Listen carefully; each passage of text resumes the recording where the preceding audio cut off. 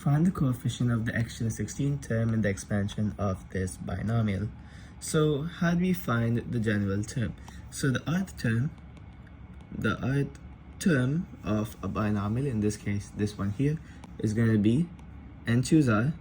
In this case n is equal to 7 because the exponent here is 7, so 7 choose r times this first value 2x squared whole to the power of n minus r, which is 7 minus r, times the second value, which is minus x cubed to the power of r. And this over here has to be something times x to the power of 16. So this is simply going to be, let's say, a x to the power of 16. So now we can find r, because let's just take the x parts separately out of all of these.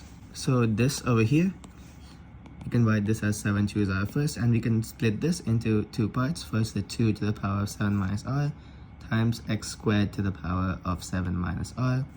And then this one over here will be times minus x to the power of 3r. So now we can combine these over here. So this x squared to the power of 7 minus r is the same as x to the power of 14 minus 2r. And we can write this minus outside, of course, so we can split this over here into x to the power of 3r times minus 1 to the power of 3r. So this over here, this part with the x's has to be equal to x to the power of 16. So x to the power of 14 minus 2r plus 3r using exponent laws is equal to x to the power of 16.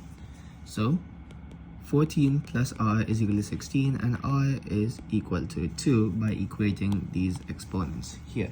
So we found out that r is equal to 2, so we can just substitute it into this or into this, and we'll get our answer. So over here, the coefficient is simply going to be 7 choose 2 times, let's remove all of the x parts for the coefficient.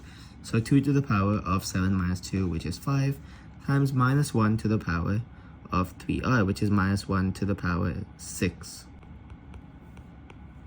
So 7 choose 2 is going to be 21, and 2 to the power of 5 is 32.